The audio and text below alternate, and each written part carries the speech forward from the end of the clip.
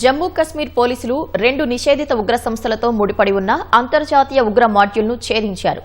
హర్యానాలో ఉగ్రవాదుల భారీ ఆయుధ డంపును స్వాధీనం చేసుకున్నారు. అందులో 360 కిలోల అమ్మోనియం నైట్రేట్తో పాటు మొత్తం 2900 కిలోల ఐఈడీ తయారీ పదార్థాలున్నాయి. ఈ కేసులో ఇప్పటి వరకు 2 డాక్టర్లు సహా మొత్తం 7గురిని జమ్మూ కశ్మీర్ పోలీసులు అరెస్టు చేశారు. ఈ ఘటనతో జమ్మూ కశ్మీర్లోని అనేక మంది డాక్టర్లకు ఉగ్రవాదులతో సంబంధాలు ఉన్నాయనే అనుమానాలు వ్యక్తమవుతున్నాయి.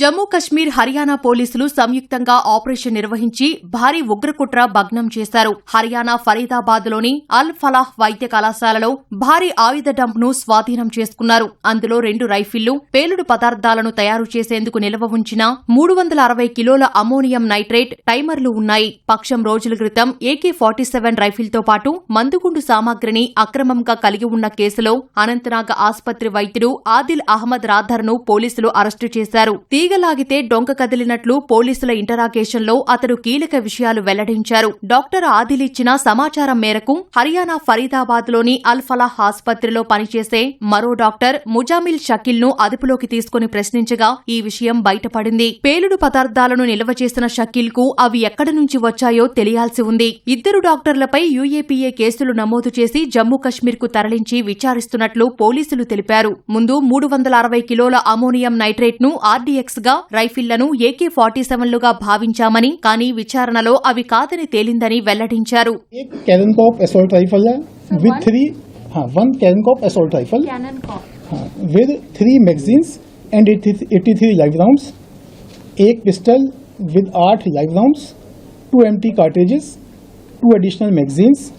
इसके अलावा 8 बड़े सूटकेसेस हैं, 4 छोटे सूटकेसेस हैं, प्लस एक बकेट, जिनसे अप्रोक्सीमेटली 360 kg जो है इनफ्लेमेबल मटेरियल बरामद हुआ है, जो कि सस्पेक्टेड अमोनियम नाइट्रेट है.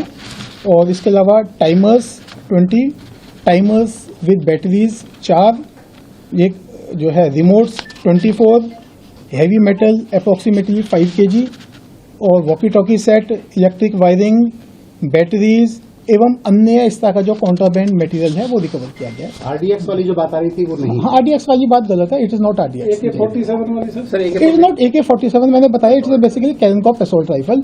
ये AK-47 के जैसी होती है, उससे थोड़ी छोटी होती है इसकी rifle, but it is not AK-47. ఈ ఘటనతో సంబంధం ఉన్నట్లు భావిస్తున్న జమ్మూ కశ్మీర్కి చెందిన ఓ మహిళా వైద్యురాలు పరారీలో ఉన్నట్లు తెలుస్తోంది.